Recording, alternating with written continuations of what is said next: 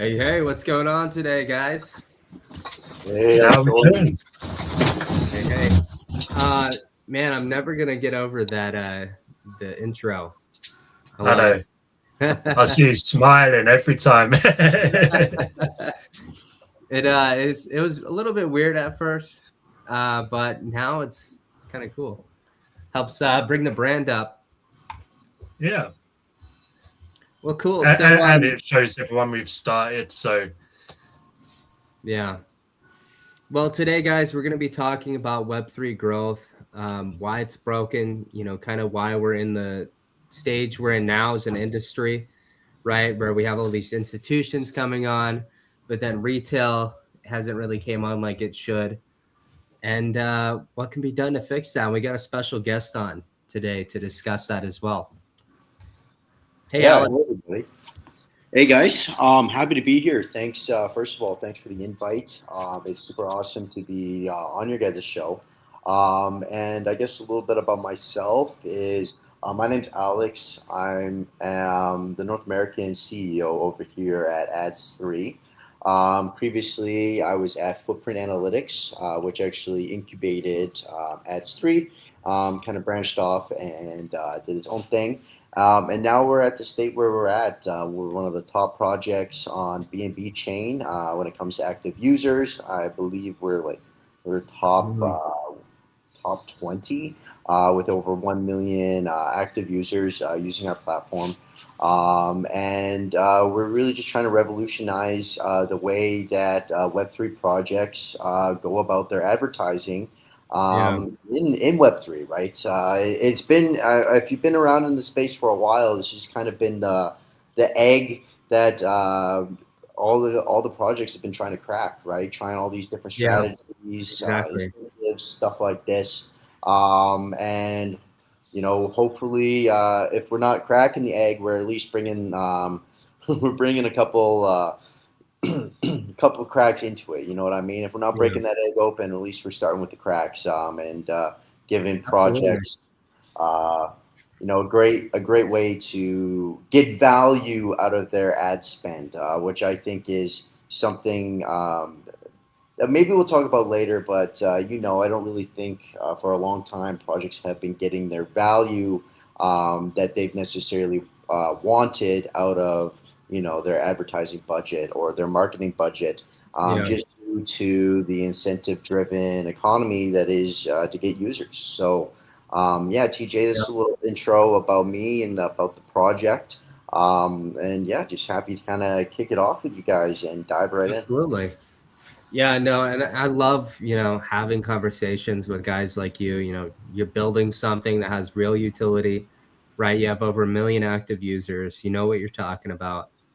And I mean, one of the biggest problems that I see with advertising and kind of growth in the space is, everyone who's actually building something that's not a meme coin that's just designed to extract, they're building it for other developers. So it's like devs building for devs, when I think we should be more focused on building something for retail. You know what I'm saying, Chris? Oh, I understand that completely. I think he's just dropped off connection there.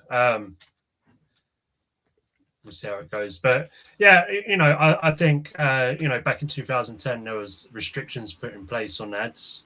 And I think it's really restricted the growth of a lot of legit projects. From Google Ads to even X, you see X as a crypto pro platform, but they still have restriction using them ads. If you go on there, shilling your coin or even your product, it doesn't even have to be saying go buy this. It can be anything from DeFi protocols, unlicensed exchanges. They just don't get their voices heard. From X's perspective, though, it's probably 99.9% of the accounts shilling are bots, right? So if you have to swat that many bots, it's very hard to differentiate between who the legit Web3 projects and users are versus just another extraction play. Yeah, exactly. I think bots and symbols in the space are historically have been insanely hard to counter, right? Because, some user can, open up 10 different wallets, start farming a project. And after that, it's like, how do we really tell who is who? And one of the biggest things with Ad3 is for our users at least, or, the projects that use us to get users is how can we make sure that, one user is one user and not just, exactly farming out the points or however they want to do it. So. And it's getting worse too. The better AI gets, the better these bots are going to get. Bots, agents, really same thing at the end of the day. And especially once we have AGI, you're not going to be able to tell. You won't be able to differentiate at all. Exactly. And, I think a lot of projects have been kind of letting it slide because, they're getting volume on their project, right, through these multiple wallets.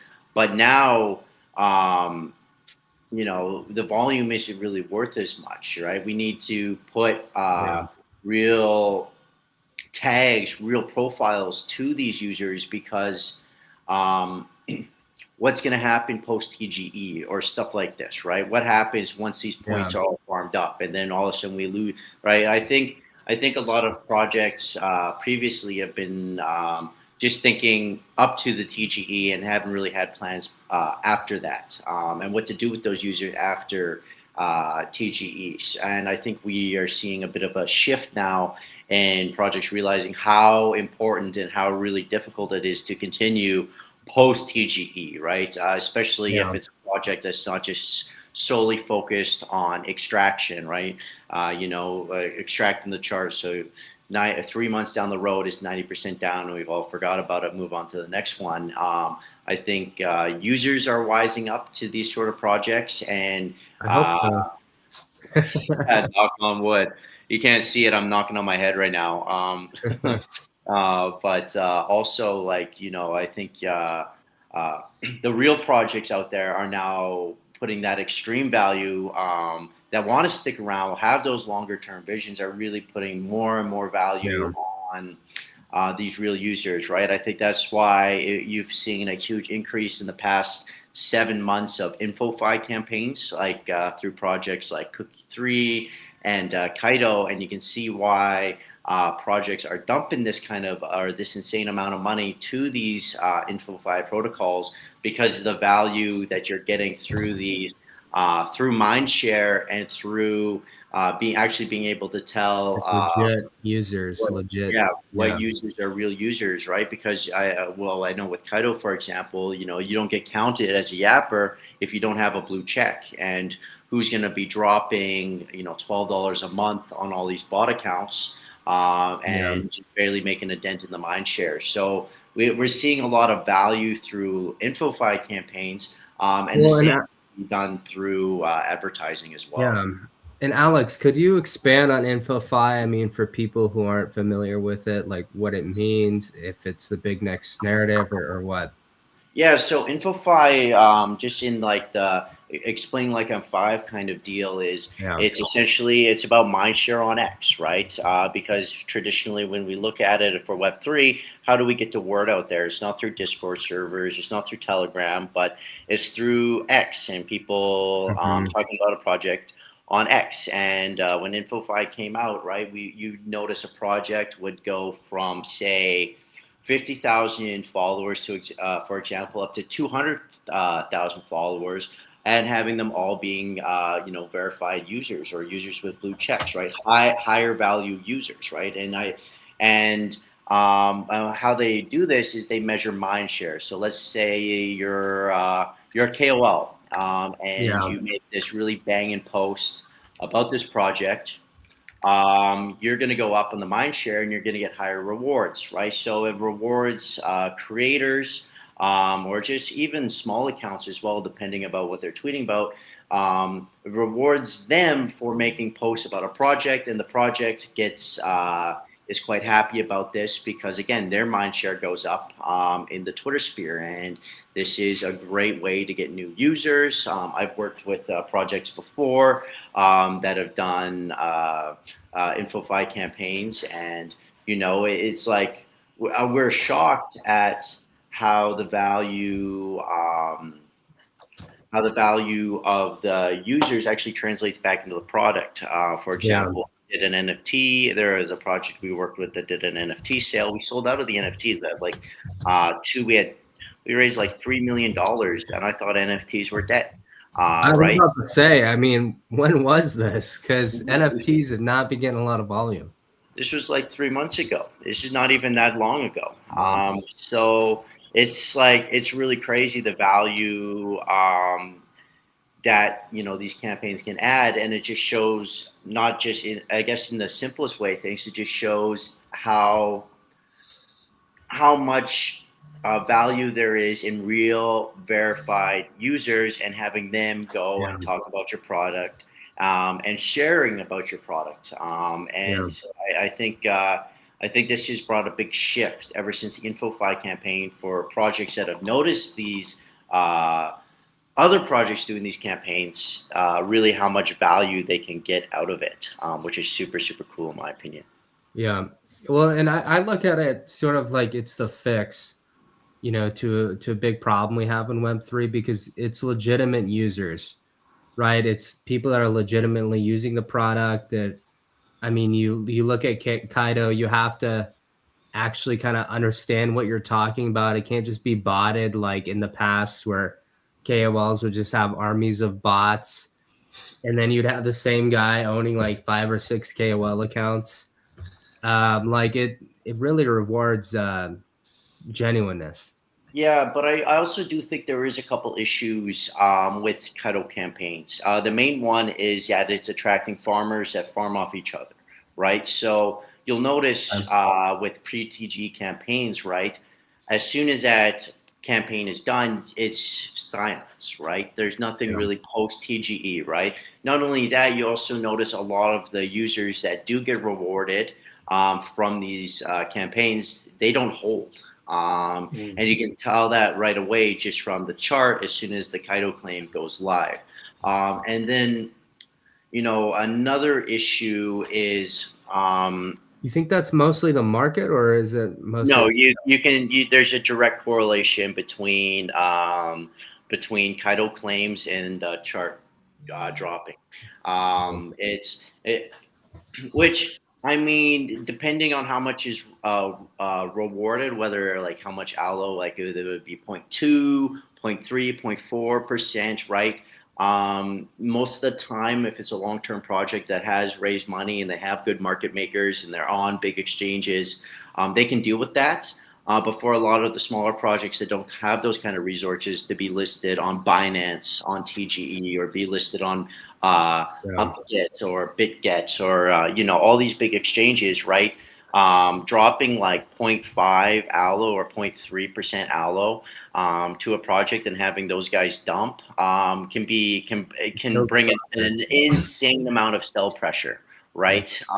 So there's those kind of issues, and then as well, I think the other issue is people are realizing that they're sending way too much rewards to users who are traditionally in standard advertising, considered low value users. Say, I'm not to like to call out like specific countries. It's just how it is in around the world, but countries like Nigeria, countries like India, countries like Bangladesh, right?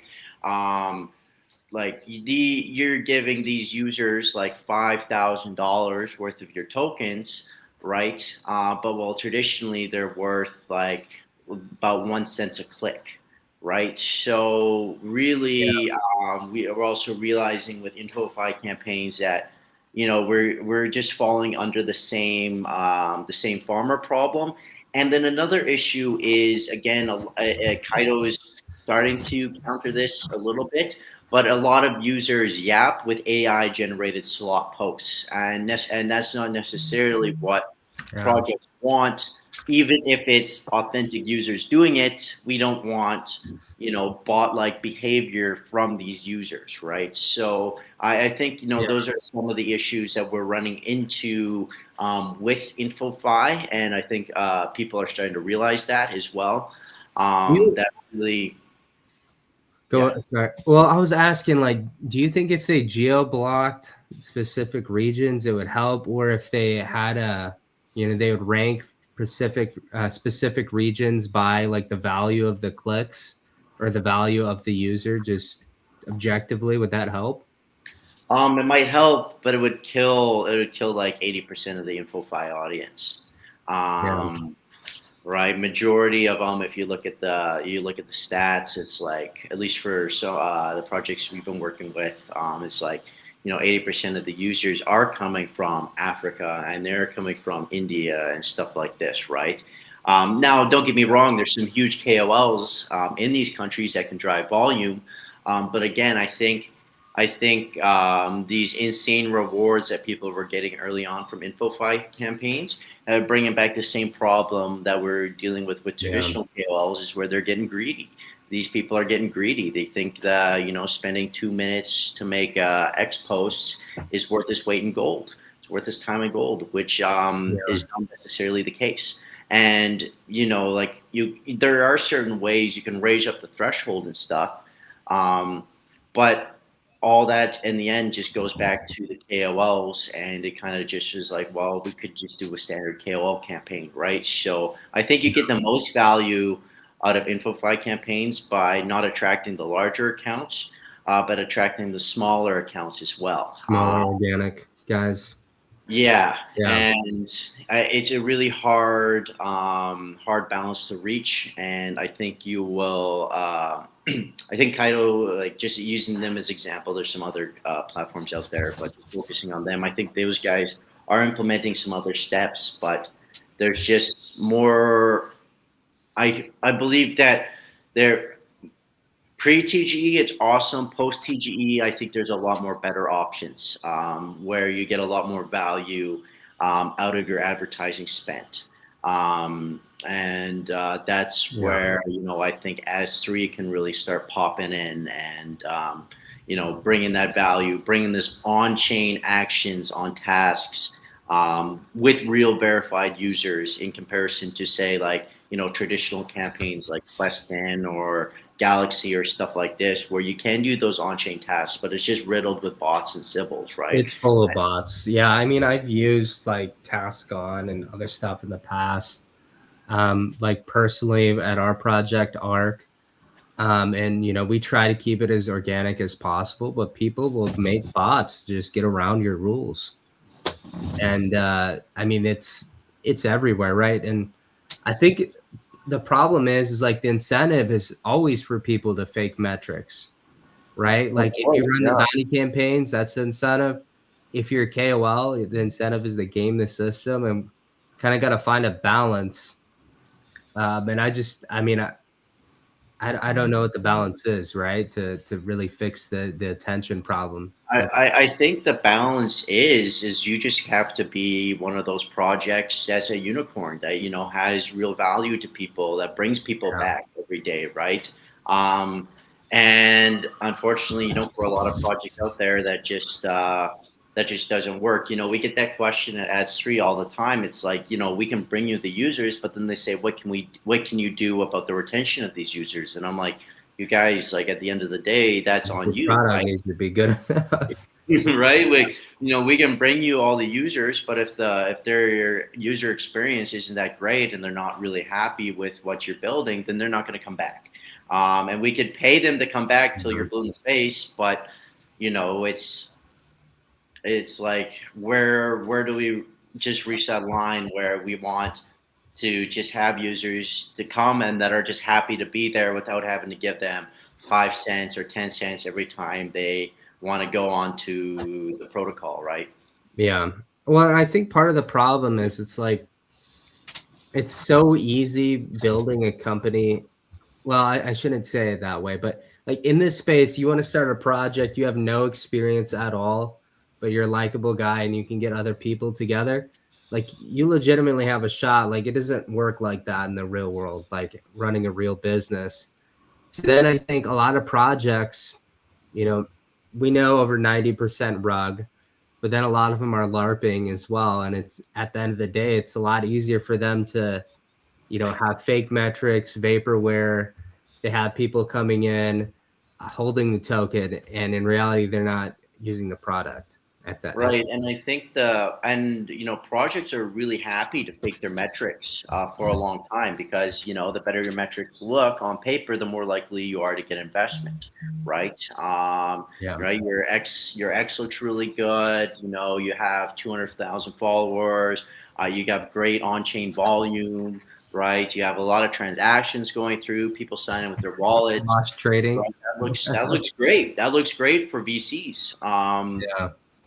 But I think again, VCs are starting to become more wise to this kind of strategy, and it's not really working too well anymore. And I think a lot of projects are kind of finding this out the hard way. I mean, you think so, but Giga. I don't know if you heard of the Giga thing that's going on right now. So these guys, literally, it's only been a month. They raised like 60 million.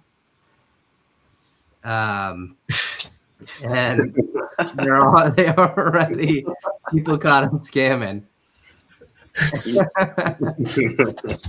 And the crazy thing is like when I first saw this, I mean, I'll try to. I don't know if you saw the original video, but I immediately knew something was off. Like I mean, this guy looked pretty trustworthy, but this guy, I was like, no, Shady. Immediately shady. Something's off with this guy. Yeah. I mean, look at this. 70 gigs of recordings. I mean, that's crazy. They must have pissed off their employees. But false revenue numbers, literally hiring strippers in Dubai, fake cap table. It's wild.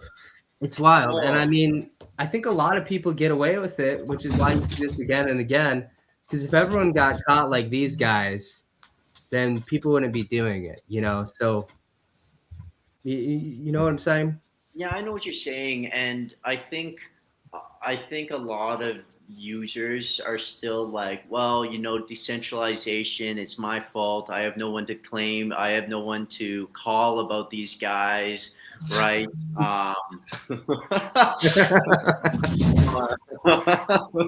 And like, you know what I mean? It's just like, at the end of the day, I think a lot of these users are putting a lot more blame on themselves for not noticing these red flags until they became very, very red. And and I just wanted to also apologize, boys. My webcam is just not working for some reason right now. I'd love to be able to pop on. It's just my webcam is just having some issues, so I'm sorry about that.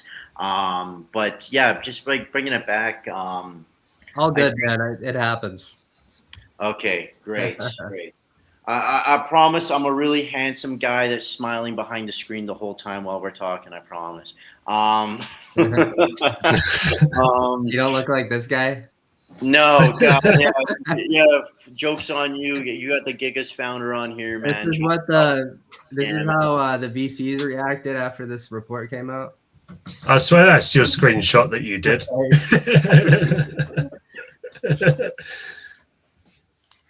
Yeah, so I mean, like, but again, on the VC side of things, those guys should have caught that, right? These guys have gone to school for a long time. They've been in the industry for a while. If they're not catching on these, retail. Yeah, they're not even retail, and they fell for that. They're like, here's $60 million. Like you guys gave $2 million to a guy looking like that, man. It's like, first of all, big red flag, and like, really, I think the trap is they've, I think it's just the greed trap at the end of the day, right? You're looking at something that looks too good to be true, like really, really good. How soon can I get my investment back, right? Is that out? How long is the vest? How long is the block, right? And if everything's looking good on paper, right? The biggest thing for VCs is they want to cash out as soon as possible, right? They want to get their money's worth, and then once they get their money's worth, they're going to, really, they don't really care at the end. Rather, if they hope the token will go up, but their main thing is, how do I get that initial back as soon as possible? Yeah. So if they're looking at projects, they're like, yeah, I can get our initial investment back within 6 months to a year. Like that's looking good, So that's why they, falsified everything, right? Allegedly. But you look. There was another company. They had Builder AI. I brought this up. It's hilarious. So Builder AI, London-based startup, they raised valuation $1.5 billion. But then they were exposed for relying on 700 human engineers in India. And so it's fake AI building their products, and it ended up being just an army, like 700 engineers doing it. And it is, as long as it's cheaper than the compute for the prompt. It could have been. I mean, there's probably signs for these types of things, right? But the issue is I don't a know. lot of Microsoft founders are backed very them. good talkers. Microsoft backed them, yeah. It must have been legit. You know, but like I have a feeling though, like if you mess with like the wrong VC, the wrong backers, right? I would hate to be on the bad side of Microsoft's legal team. Oh, yeah. Right? They will come after you. Now I'm stuck wherever I am because I don't want to go to any country that's got an extradition policy, and go back to like my home country. Like, you know what I mean? Like, Yeah. there's a lot of ways that VCs and the threat of being sued in legal action can really fuck you. I guess. Sorry for my language, but Well, no, I agree with you. Like, that's part of why growth is broken in the space, because people are putting so much money behind people who don't even show up on camera. oh my goodness. Yeah. On people who aren't even docs, right? So, I mean, the incentive is like just make an account, just download some slop off GitHub. Especially with AI now, you can have sexy front end. If you have a couple $100,000, fake all the volume, fake all the exchanges, and extract. Like, there's entire shops out there that are probably putting out 20, 30 of these scams a month, and nothing's happening. I mean, like, before we used to have, like 2022 was like a little less than 20,000 projects in the space. Now it's like 20 million. It's what's crazy too is like back when we were at Footprint looking at the stats, right? It was especially when the GameFi thing was popular, right? You remember the GameFi, walk to earn, all these 2 earns, right? It was like 90% of GameFi projects failed within the first month and a half. That's insane. Yeah. That's like an insane metric. And we had all of that based on the on-chain data. And then now you don't even hear about on-chain games, right? We don't even hear about what was that big one that Shrapnel Off the grid, or Gala Games, and stuff like that, right? We're looking at these guys that were on paper they had enough resources to make it, but again, it boils down to what I said at the beginning of the space. If your game's not good, if your project's not good, and it doesn't have enough value for me. Like, for me, making $1 a day or $5 a day playing a game, that doesn't trump me playing with the boys and having fun. And the same thing goes for just all projects in general, right? Is that $5? Is that $2 a day that I'm making? Is that worth my mental? Am I happy doing it? Am I happy with this $5? And so, and it only works in countries like the Philippines, because they're legitimately making like $5 a day. So it makes sense. But then you get a problem, like the company's building for an audience they never intended for. They want to target US gamers, which drive most of the market. But then, they have people from everywhere else that's driving the revenues. Right. And again, the other thing is what projects really do strive for is for people that make that $5 a day with their project. They don't want them to take it out of the project, right? What kind of other things are great that I'm going to take that $5, I'm going to put it back into the project, right? And how can we do that? And like I was saying, we can bring the type of users that you want, right? Ads 3 is really good. We can geotag the users. So if you want users from US, you want users from Canada, you want users from Europe, right? We can get you these users. They're going to be, obviously, it's going to cost you more to get them, but we can get you these users. But if they don't find a value in the project at the end of the day, right, there's not much more that we can do. And I think a lot of projects, do have their heads in the sands a little bit, looking at everything through the project side. Well, we spent this time developing it. It should be great. It's great for me. Why isn't it great for everybody else? And I think, that really goes into the problem with the growth, because again, if I'm happy dumping this money that I made back into this project, I'm going to tell my friends, right? And that's where we get the real value, is from people referring their friends and their family, and then them doing the exact same thing. So Exactly. Well, and part of it too is like you get founders who, I mean, most of the space fails. Like you look at, you know, if you want to be a Navy SEAL, you want to go through Hell Week, go through Buds, all that training to be like one of the, you know, toughest warriors on the planet. It's about a 92% attrition rate. So like it's the same in crypto. It's like going through all of that, right? And then not only do you have that, but then in bear markets, I mean, on-chain volume and attention will drop like 99%, and people just aren't prepared for that. So they'll misallocate.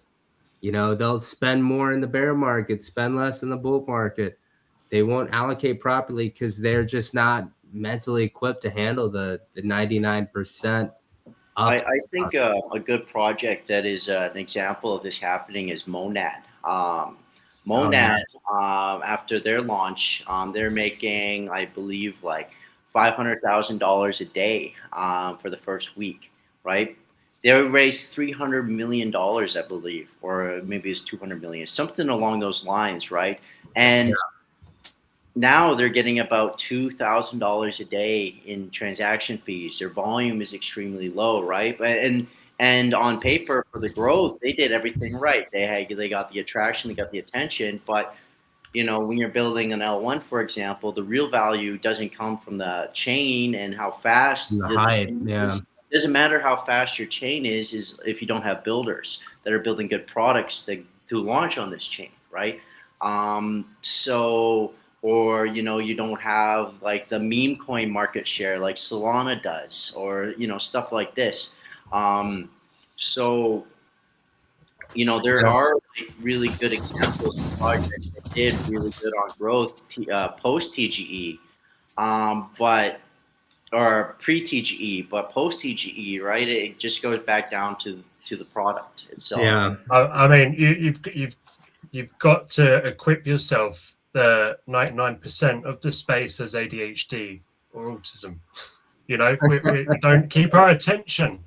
We don't keep our attention to it. But Monad, yeah, I mean, they did do everything right. They had the hype throughout the entire year. They launched and had the hype, but then all what was being launched was meme coins that would rug. You was happy if the coin went to. You was happy if the coin went to 50K. Yeah, you was happy with that. You was like, yeah, made a bit of money. That was it. You know, other than that, there was a few that went beyond. It's real utility though. Just rugs. Chris, come on. There was no utility there. I saw nothing. I just saw another platform like Pump Fund. Runner XBT said that God punished the industry for allowing Monad ICO at 2.5 billion. Yeah.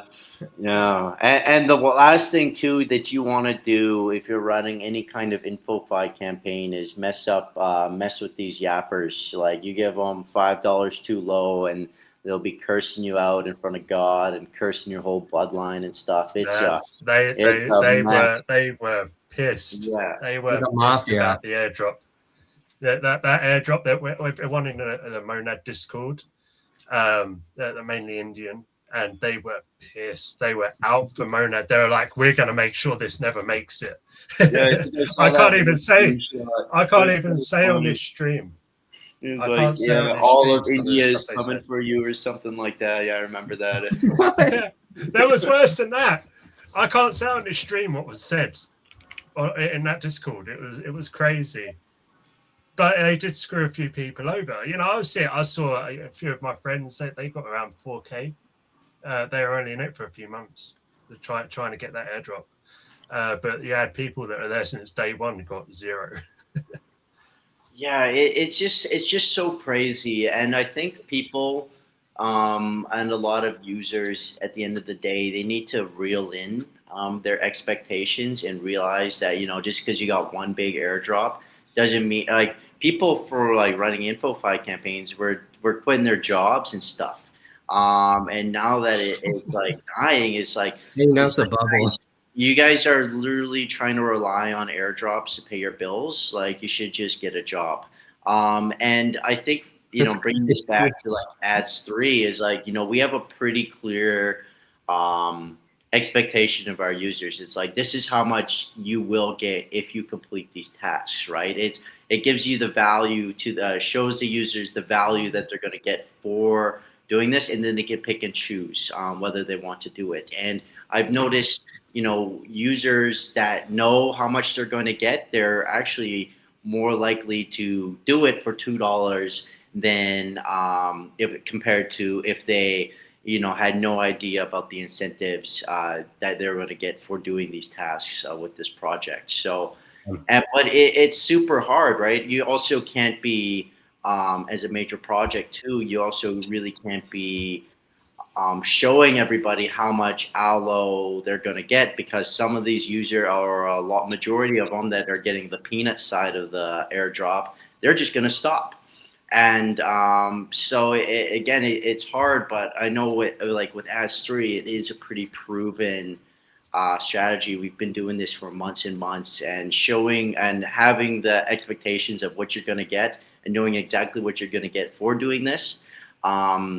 For doing these tasks is so much better, right? And not only that, we've also noticed that paying out in stables, for example, compared to say native token, this is received a lot better as well, right? So with we have like Pepe, we had Ton, BNB, and stables, right, as rewards, and this is a lot easier to judge than a native token, because these are tokens that have been around for a while. They've been proven. They're not gonna claim and then try to hold and then worry about holding for like a week and have it go down 90%, right? So that's also something that we've noticed that's been really receptive amongst our users, is just paying out in stables or in these other tokens that are easy to claim. They don't need to bridge it. Right? Just connect your EVM and get the token. No, I mean, that's huge. I've noticed it too, running a project for a long time.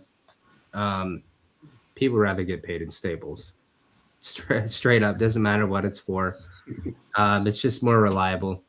But I want to ask, so like, kind of our topic today is why Web3 growth is broken. Like, let's hone in more on the solution, right? So is the solution that multifaceted approach where they're verified on X, we verify them with wallet intelligence, right? We look at the wallets, we make sure that they're aged, they have good interactions, they're not just some guy with 30 bots he's running out of a VPS from Nigeria.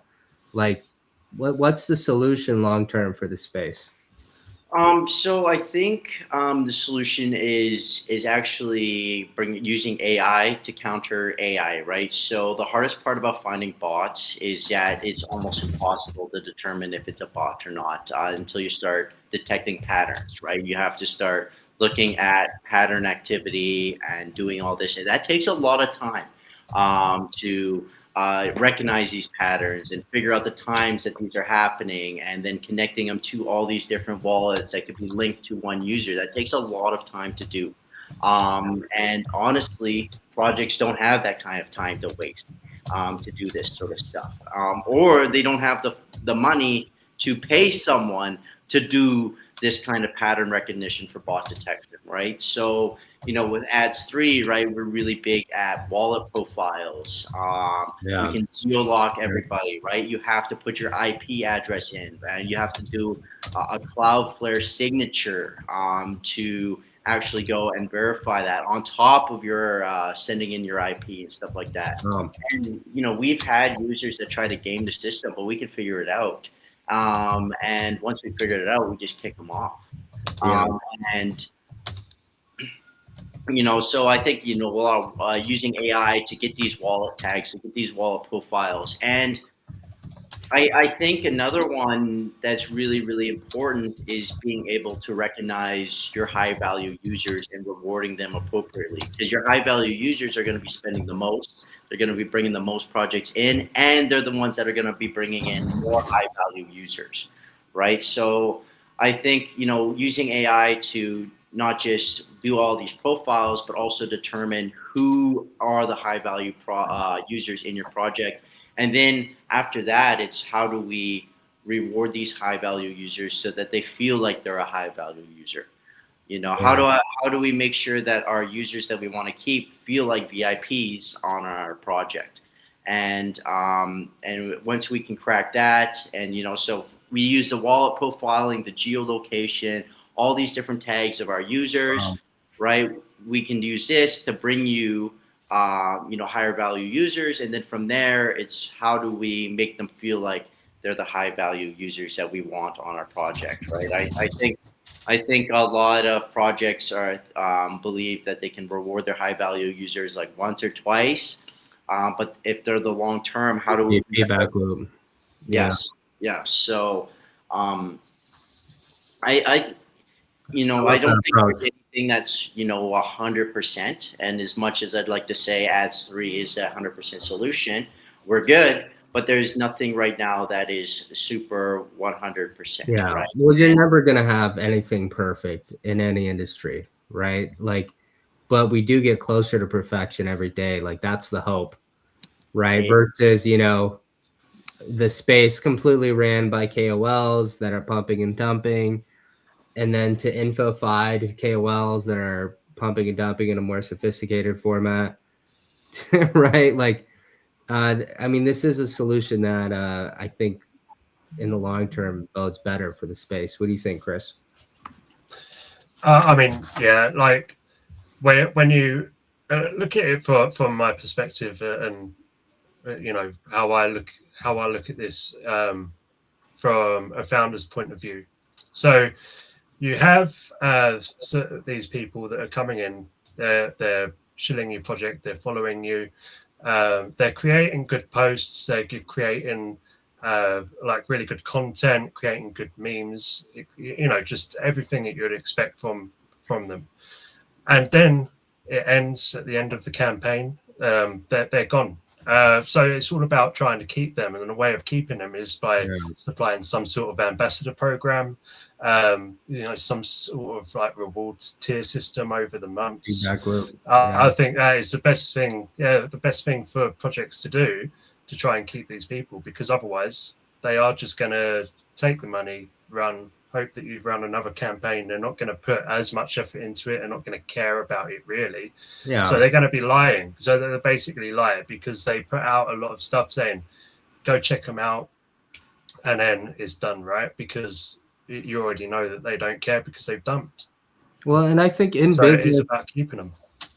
Yeah, I think, you got to keep incentives aligned too. And whoever can do that in the long term to retain these people is going to retain attention, and their project's going to grow. If you can't do that, you're going to be like 99% of the projects in the space who they have attention for a bit and then they end up dumping.